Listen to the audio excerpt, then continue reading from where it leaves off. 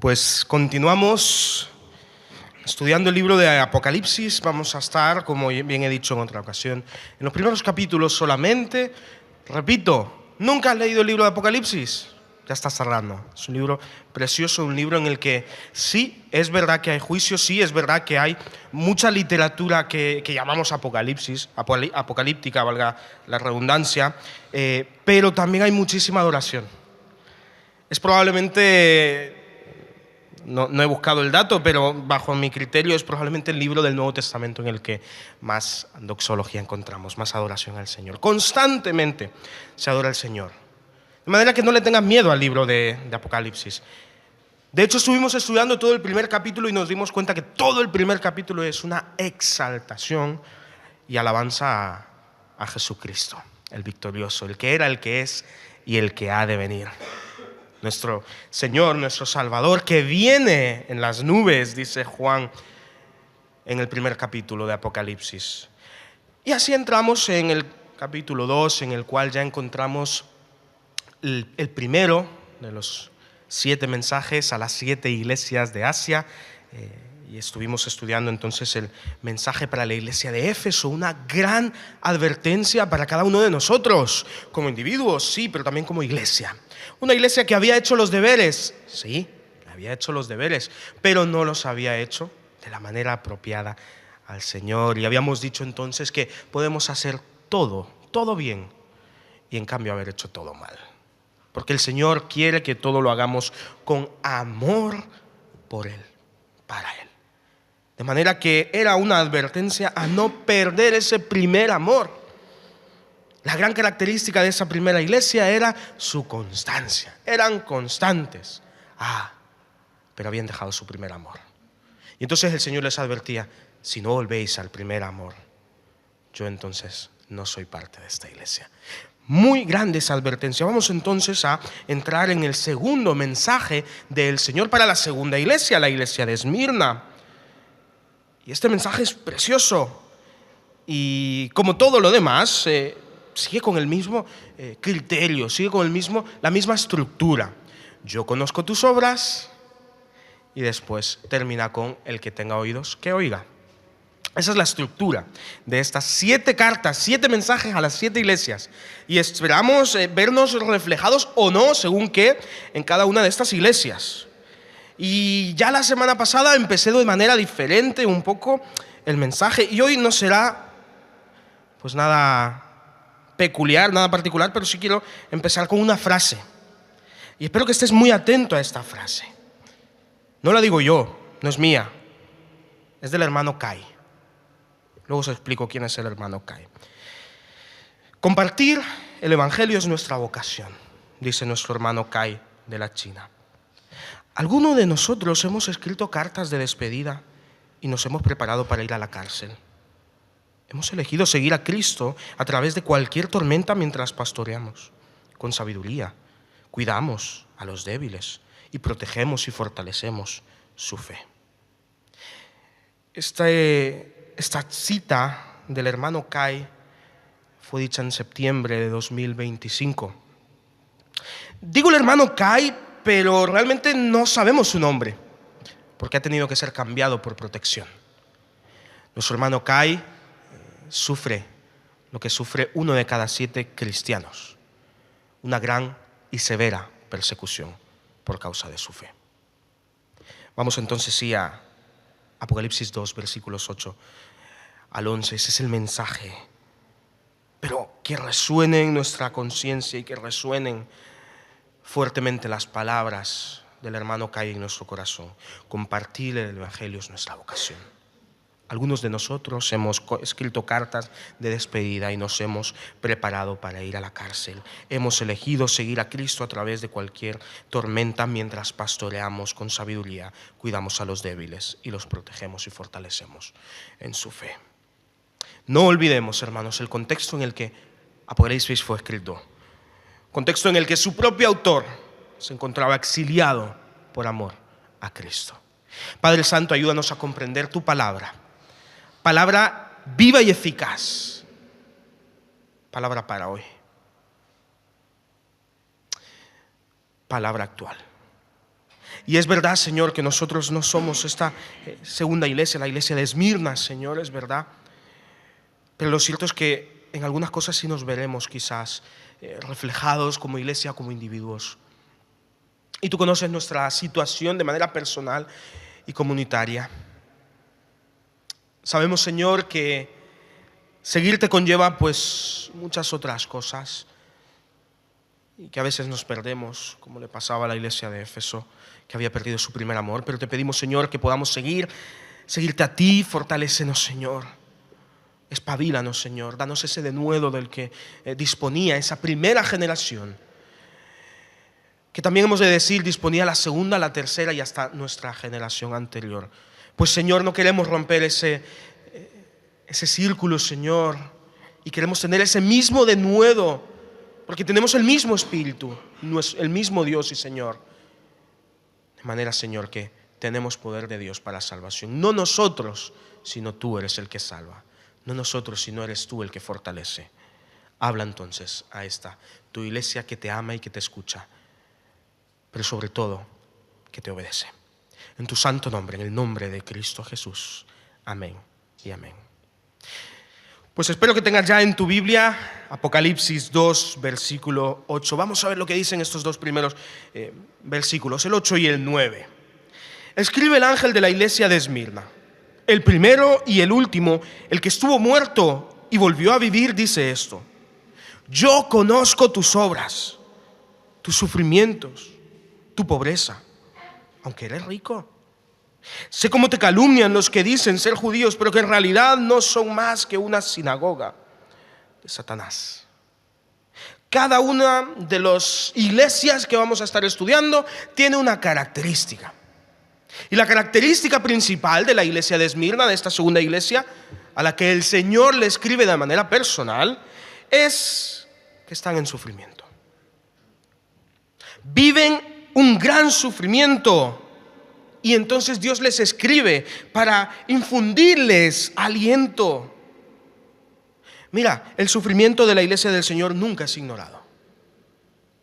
Yo conozco tus obras. Yo te he visto. Yo he estado contigo. Yo conozco tu sufrimiento. Yo conozco tu pobreza. En otras palabras, el Señor le está diciendo: no eres ignorado. Yo estoy contigo en tus dolencias, en tus aflicciones. Yo estoy contigo. He de decir que esta es de las pocas, del gran grueso de las iglesias, de los mensajes que vamos a estar viendo del Señor, en el que no hay un pero.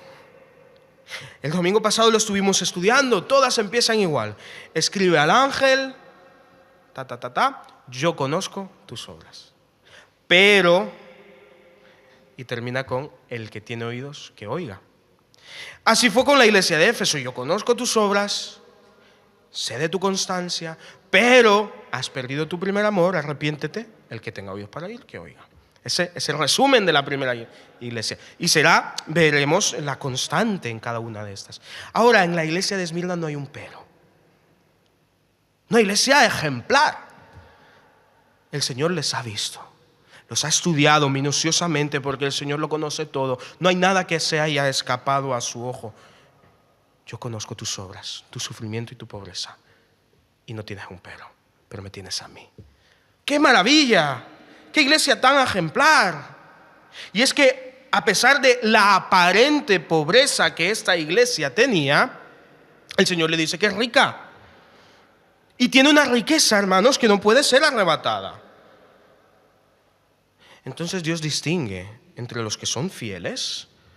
La iglesia de Esmirna es una iglesia de fieles. Y aquellos que dicen ser de Él, pero que en realidad no son más que una sinagoga de Satanás. Una sinagoga era el lugar donde se reunían los judíos a adorar al Señor, a estudiar la ley. De manera que una sinagoga de Satanás es donde se reunirían las personas a alabar a Satanás, a seguir sus mandamientos. Sabes, es muy fácil caer en una sinagoga de Satanás. Todo lo que se aleja de lo que la palabra de Dios nos enseña es sinagoga de Satanás. Estamos estudiando con los jóvenes primera de Juan y segunda de Juan.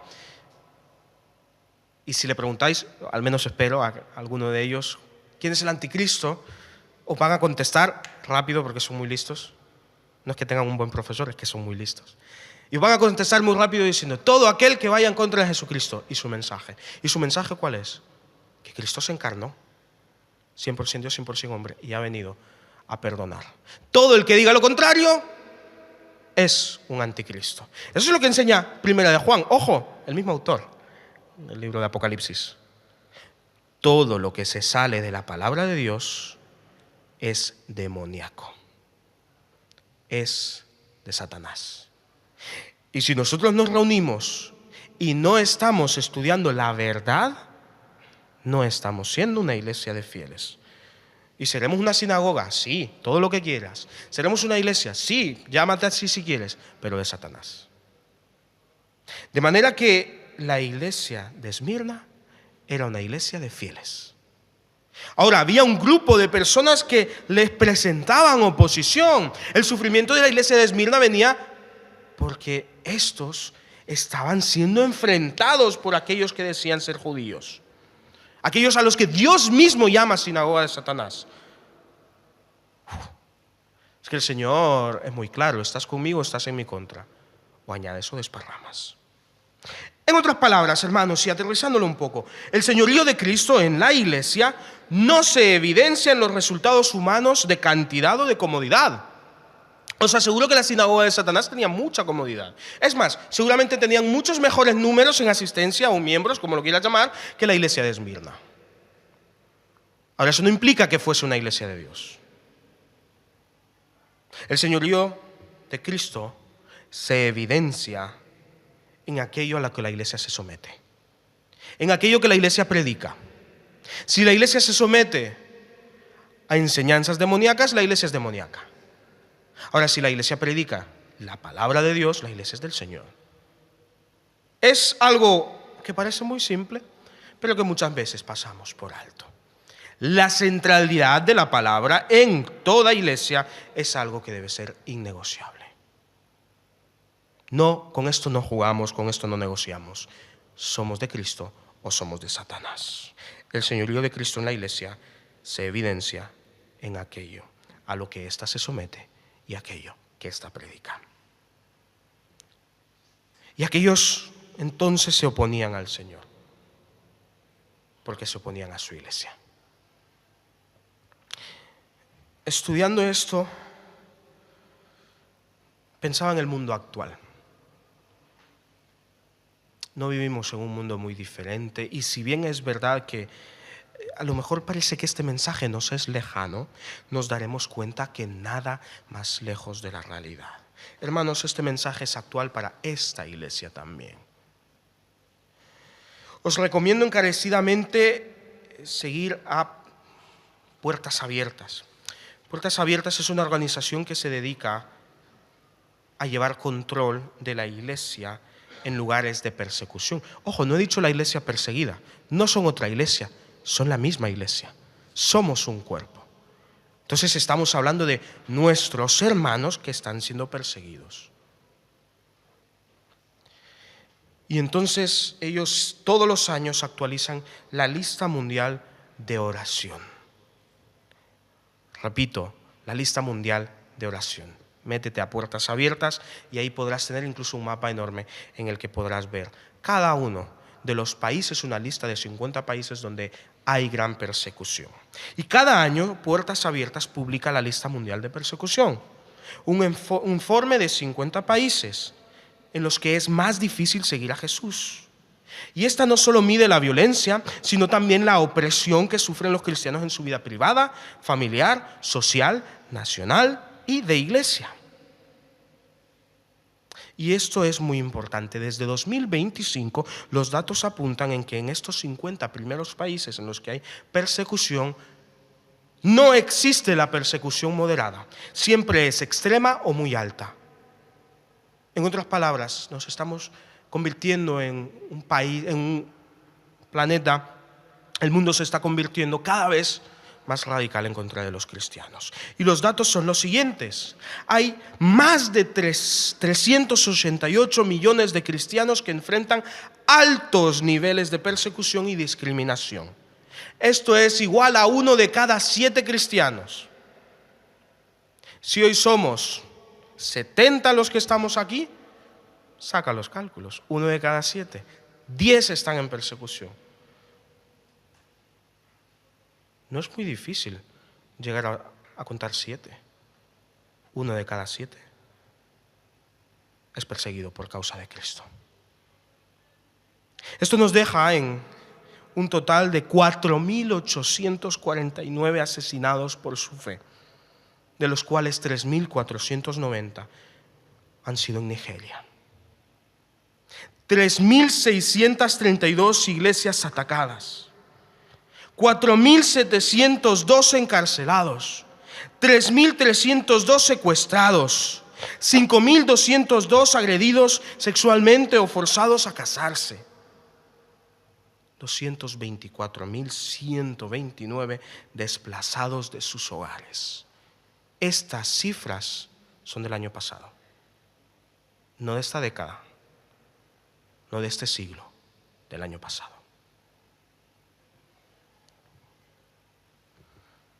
4.849 asesinados por su fe. Si guardáramos un segundo de silencio, para cada 100 serían 48 segundos y medio, casi el minuto.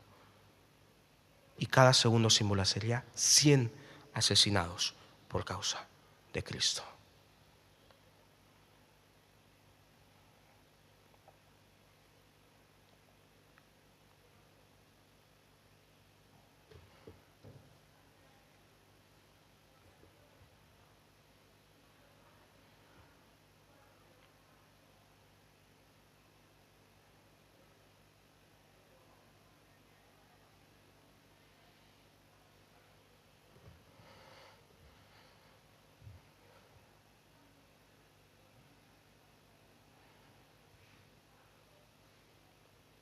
...48 segundos y medio.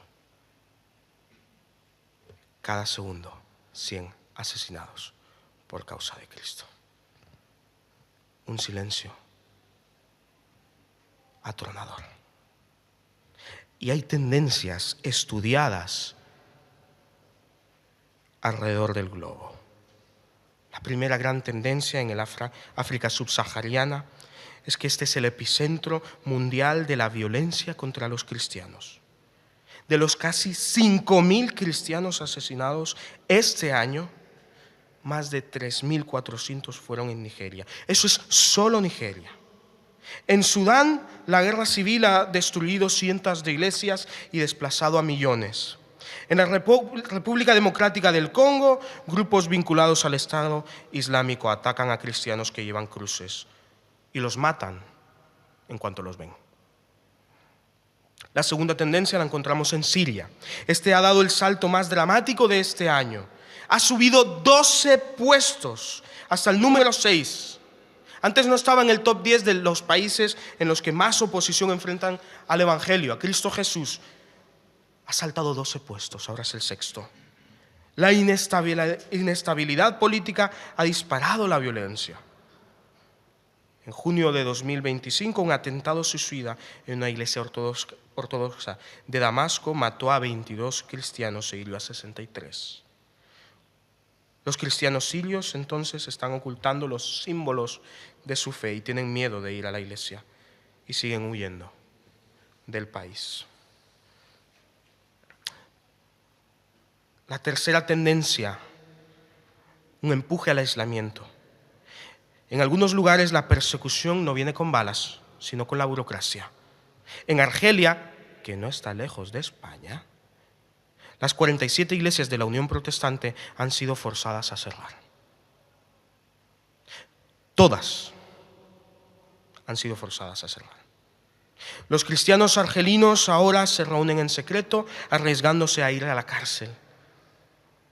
En China, las nuevas regulaciones digitales de septiembre de 2025 prohíben a los líderes religiosos predicar online, como hacemos nosotros, aparte de presencial.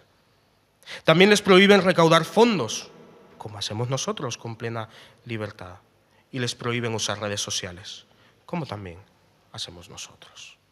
El objetivo es asfixiar a la Iglesia sin disparar un solo tiro.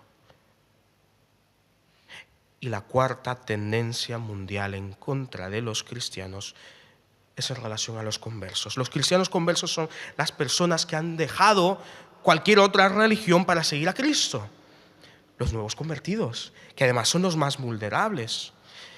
En muchos países de Asia Central y Oriente Medio, la conversión se considera traición a la familia, al clan, a la identidad o incluso al país. Puertas Abiertas, esta organización que arroja luz a estos datos importantes que tenemos que conocer cada uno de nosotros, ha recibido informes de mujeres conversas ingresadas a la fuerza en hospitales psiquiátricos. ¿Cuál es su enfermedad? ¿Cuál es su locura? Creer en Jesús.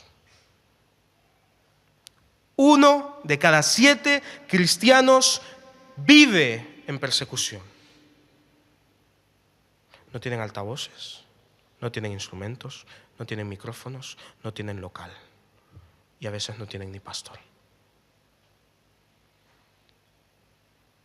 Yo conozco tus obras, tu sufrimiento, tu pobreza. Esto hace que nos preguntemos, cada uno de nosotros, ¿dónde está Dios en el sufrimiento de su iglesia? Versículos 10 al 11. Mira lo que le dice entonces Dios a su iglesia. No temas lo que has de sufrir. El diablo echará a algunos de vosotros en la cárcel para que seáis probados y tendréis que sufrir por 10 días. Sé fiel hasta la muerte y yo te daré la corona de vida.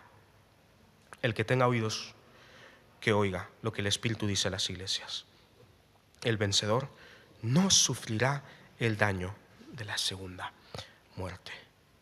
Hermanos, no debemos olvidar nunca que el nombre de nuestro Dios es Emmanuel, Dios con nosotros. Él está con nosotros, en medio de nosotros y a favor de nosotros. De manera que las instrucciones que le da a esta iglesia son las mismas instrucciones para hoy. Es: no temas, sé fiel. 2 órdenes importantísimas. Ahora, ojo, Dios no les quita la situación que están viviendo. No les quita el padecimiento. Ahora promete estar con ellos. Ahora promete la corona de vida. El Señor no nos ha abandonado. Y sabemos que si el mundo está en contra de Cristo es porque están en contra de la verdad, porque no le conocen. Y Dios nos ha llamado a vivir en este mundo de tinieblas como la luz que no puede ser apagada. Algo que me llamó mucho la atención es cómo se presenta el Señor al principio.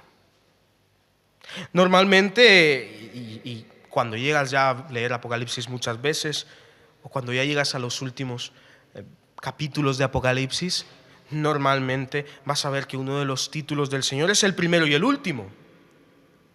El que era, el que es y el que ha de venir. Es casi como una frase hecha. Ahora, el Señor se presenta de la misma manera, pero diferente. El primero y el último. Y mira dónde varía. El que ha muerto y volvió a vivir. Claro. La iglesia vive persecución porque nuestro Dios fue perseguido. La iglesia vive persecución porque nuestro Dios fue asesinado. Ahora la iglesia vive en medio de la persecución y sobrevive porque nuestro Dios estuvo muerto, pero hoy está vivo. De manera que el vencedor no sufrirá el daño de la segunda muerte, dice Dios a su iglesia. Y es sorprendente cómo el crecimiento de la iglesia de Cristo Jesús ha intentado ser detenida desde su concepción. Intentaron matar a nuestro Señor. Bueno, y lo lograron, pero volvió a la vida. Y de los 12 que le seguían, todos murieron a causa de Cristo. El único que no murió de manera violenta fue el que escribió Apocalipsis, Juan. Bueno, no murió de manera violenta, pero sí padeció por el Señor y de hecho murió exiliado por causa del Señor. Apenas hemos empezado el libro de los Hechos y nos encontramos con el primer mártir. Apenas hemos empezado el libro de los Hechos nos encontramos con el primer discípulo del Señor, el primer apóstol que ha sido asesinado. La iglesia ha sido perseguida desde su concepción. Y ya el Señor nos lo advertía. Recordaba entonces una de las anécdotas más interesantes, no del cristianismo, del mundo.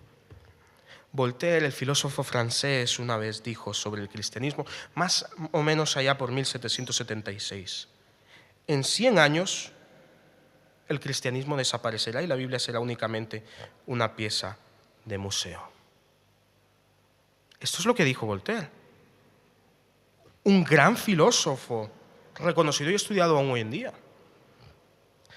Pero a día de hoy la iglesia de Cristo Jesús sigue en crecimiento, aún en los lugares en los que se le persigue. Y la palabra de Dios sigue siendo el libro más traducido y más impreso en la historia de la humanidad. Y Cristo sigue reinando en poder. Pero es que más o menos por 1930, la casa de Voltaire en Ginebra fue utilizada como almacén de Biblias y literatura cristiana por la Sociedad Bíblica en Ginebra. Y las impresoras que en aquel momento hubieron replicado las palabras de Voltaire en contra de Cristo, de aquí a 10 años, los cristianos habrán desaparecido y la Biblia solo será una pieza del museo, pues entonces empezaron a imprimir, pero otras palabras, las palabras de verdad, las palabras de Cristo. Porque a Cristo no se le puede parar. Porque mayor es el que está entre nosotros que el que es del mundo. Porque Él nos dice: yo conozco tus obras, tu sufrimiento, tu pobreza. Pero también nos dice: no temas, sé fiel. Hermanos, la iglesia debe su fidelidad al Señor. Hermanos, el evangelio no puede ser atrapado ni encarcelado. No le pueden poner esposas a la verdad de Cristo Jesús. No porque sean ideas o ideales o filosofías, es porque es la verdad del Dios Todopoderoso. Y Él va delante de la obra y Él va detrás. Delante abriendo camino y detrás protegiéndonos. De manera que la iglesia de Cristo Jesús a día de hoy tiene que seguir trabajando con fidelidad al Señor a pesar de los sufrimientos, a pesar de la persecución. Y nosotros tenemos la bendición de predicar con plena libertad. Y tenemos que ser buenos administradores de lo que el Señor nos ha dado. No nos callemos, no paremos de predicar la verdad. Para esto el Señor nos ha salvado. Y así los dice en su palabra. Él nos dio el ministerio de la reconciliación. De manera que, como si hablásemos por parte de Cristo, os decimos hoy: reconciliaos con Dios. Ese es el ministerio que el Señor nos ha dado. No paremos de ejercerlo. No nos amedrentemos ante lo que hay a nuestro alrededor. Y el mundo se volverá cada vez más radical en contra del Señor.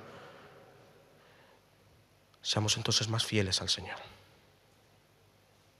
Seamos más valientes por causa del Señor. Veamos a nuestros hermanos en sufrimiento e imitemos su valentía. Porque el Espíritu Santo, que les fortalece en medio de la persecución, es el mismo que nos fortalece a nosotros.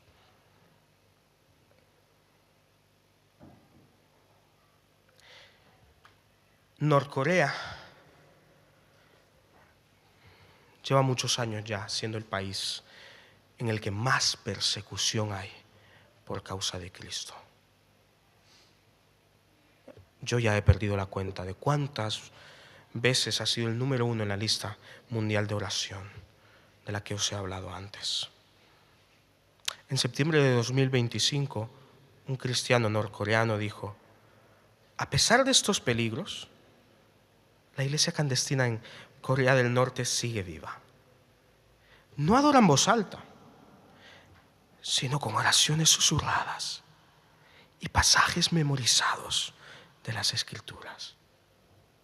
Los creyentes continúan siguiendo a Cristo con valentía silenciosa, con fe profunda y disposición a darlo todo por el Evangelio. Y ese todo es la vida también. Pero recuerda lo que el Señor dice: el que tenga oídos, que oiga lo que el Espíritu dice a las iglesias. El vencedor no sufrirá el daño de la segunda muerte. ¿Qué valor tiene esta vida en comparación a la eternidad de Cristo Jesús? De manera que el mensaje de Dios para Esmirna es el mensaje de Dios para ti y para mí hoy.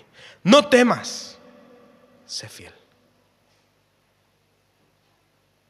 En el trabajo te presionan, te han callado muchas veces para que no hables de Cristo Jesús. No temas, tú sé fiel. Tus amigos te ridiculizan, no temas, tú sé fiel. Tu familia te da la espalda, te echa de lado, no temas, sé fiel. El mundo se levanta en contra de Cristo Jesús, no temas, sé fiel. El que tenga oídos para oír, que oiga lo que el Espíritu le dice a las iglesias. El que venciere no verá segunda muerte. Ahora, nosotros tenemos una responsabilidad para con nuestros hermanos. 1 de cada 7. No lo olvides. 388 millones de nuestros hermanos están siendo perseguidos por causa de Cristo. Y como iglesia del Señor debemos preguntarnos: ¿qué puedo hacer? Bueno, te lo resumo en una palabra: ora. Y esta palabra te la descifro. Ora con la O, ofrece tu oración. Os facilitaré el calendario de oración de Puertas Abiertas. Y si te quieres adelantar, incluso búscalo, puertasabiertas.org. Inscríbete, búscalo, descárgalo, pero también comprométete a orar. Hermanos, la oración es un ministerio. Es nuestra responsabilidad. Si mi hermano sufre, aunque no lo conozca por nombre, es más, no puedo conocerlo por nombre porque se ha tenido que censurar su identidad, porque su vida está en riesgo, no importa, yo he de orar, sobrellevar los unos las cargas de los otros y guardar así la ley de Dios. Con la R, responde con acción, con compasión, con servicio, firma peticiones, escribe cartas de ánimo, hazte voluntario. ¿Alguna vez le hemos escrito una carta a otra iglesia? Sí. ¿Y a una iglesia en persecución? Conocemos hermanos que están siendo perseguidos. Tenemos casos muy cercanos en esta iglesia, en estas paredes. A lo largo de mi vida he conocido varias personas que han venido a España no por placer, no por gusto. Han venido huyendo por su vida. Misioneros que han tenido que terminar sus ministerios de golpe. Respondamos con acción. Con la A, anima a otros a unirse. Moviliza tu entorno, comparte en redes. Esto tiene que ser conocido y tiene que ser escuchado. Ora, no dejes de orar. Si estás sufriendo, no temas, sé fiel. El que tenga oídos para oír, que oiga lo que dice el Espíritu a su iglesia. Santo Padre, Dios fiel y soberano, gracias, oh Señor. Señor, estas cifras de verdad que nos sorprenden y nos dan escalofríos.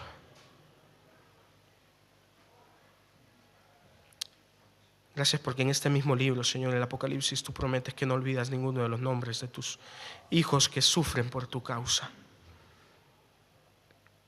Y tú has prometido que harás justicia, Señor. Gracias, Señor, porque tú ves el sufrimiento de tu iglesia. Y tú ves la pobreza, Señor. Y tú no puedes ser engañado. Y tú sabes quiénes son los que se levantan en contra de tu palabra, en contra de tus hijos. Y tú adviertes, Señor. Y para nosotros es muy fácil ver a estas personas con ojos de odio, con ojos de rencor. Pero ayúdanos a recordarte y a imitarte. Porque en aquel momento, en el momento de tu cruz, de tu dolor, de tu aflicción, de tu muerte,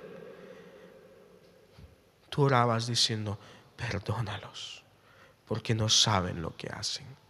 ¿Y cuántos se han levantado en contra de tu nombre sin saber que van en contra de aquel que puede salvar sus vidas? Sin saber que van en contra de aquel que es verdadero, que los creó, que les formó, que les dio aliento de vida. Y Padre, ¿cuántos de nuestros hermanos no han amado a aquellos que les asesinaron, que les torturaron? Señor, queremos encarnar ese amor que viene de ti. Por eso, Señor, hoy oramos por tu iglesia perseguida en tantos lugares del globo, pero también por los que la persiguen. Padre, que tengan un encuentro real y genuino contigo. Padre, que tu iglesia siga siendo fiel y valiente, porque se pierden sin conocerte.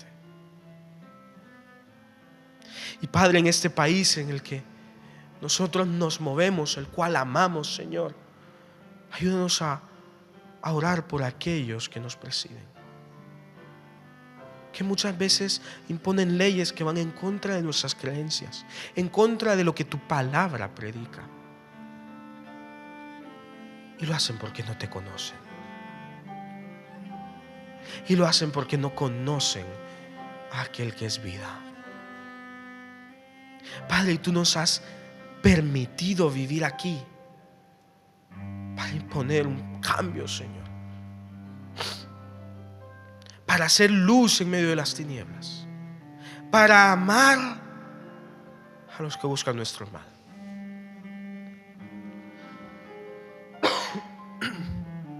Señor, gracias por esta libertad de la que nosotros disfrutamos. Ayúdanos a ser buenos administradores. Ayúdanos, Señor, a ser fieles. En el nombre de Cristo Jesús. Amén.